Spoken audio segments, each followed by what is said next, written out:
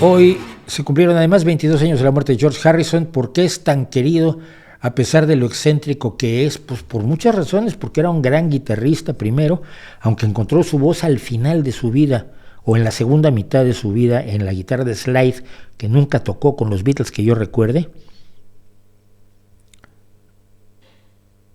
No, porque ya es en My Sweet Lord, cuando yo me acuerdo de su primera guitarra de slide, y es en el disco All Things Must Pass, el primer disco que saca él después del fin de los Beatles.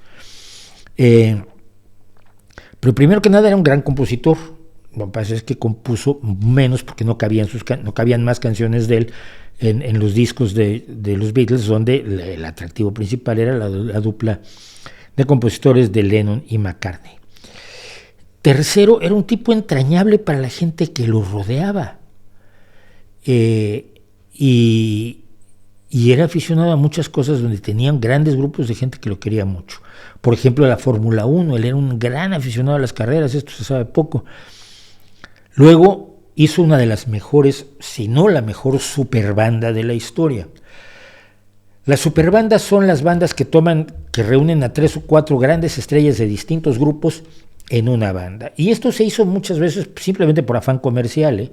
Vamos a juntar al cantante de una banda, al guitarrista de otra, al bajista de otra, al baterista de otra, que son estrellas por derecho propio, hacen una banda, vendemos una pila de discos y nos retiramos.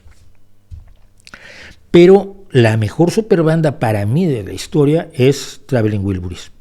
Hay una leyenda de cómo se formó Traveling Wilburys que al parecer no es cierta, pero es muy bonita, de que George Harrison iba a grabar en el estudio de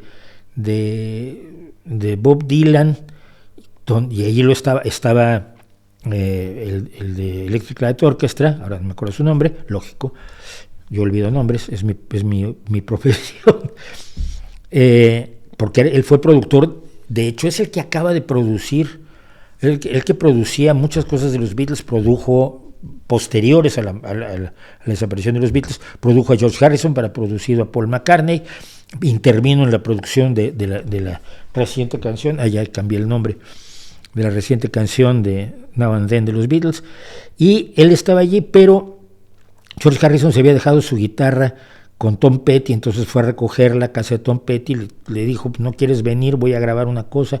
Tom Petty le dijo sí, y entonces dijeron, ¿y por qué no llamamos al mejor cantante de la historia del rock, cuyo nombre por supuesto estoy olvidando en este momento, y hicieron así la banda de Traveling Wilburys?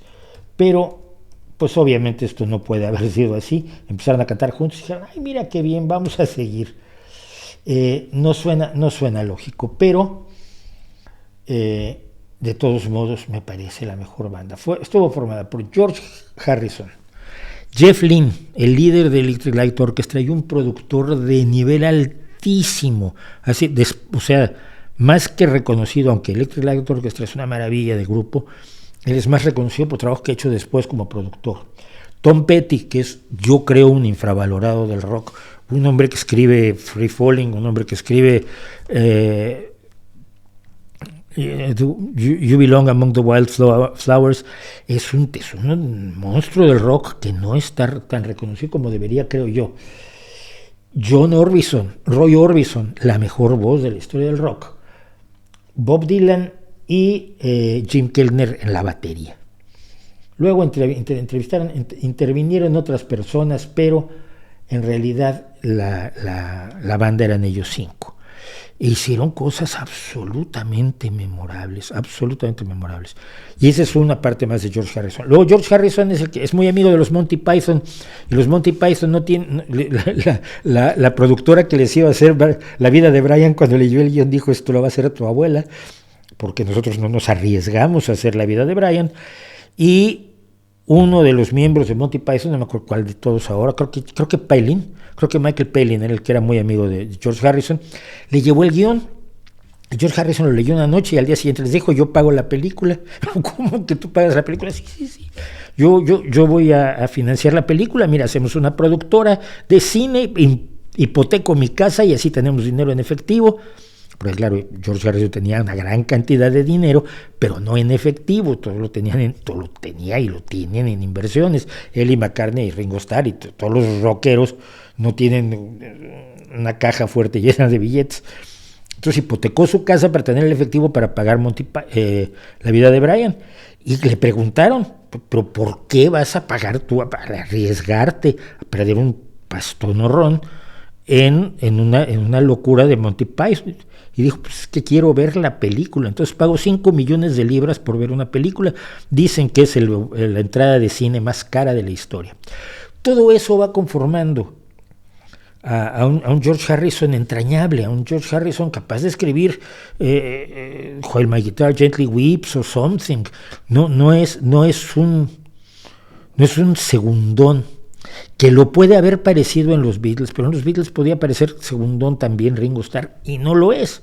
Simple y sencillamente el papel que jugaba no era tan notable desde afuera, pero sí desde adentro. Entonces yo creo que todo eso da por resultado un sujeto enormemente entrañable, como todos los Beatles, como todos los músicos de relevancia que no han cometido atrocidades y barbaridades, y él no las ha cometido, por supuesto.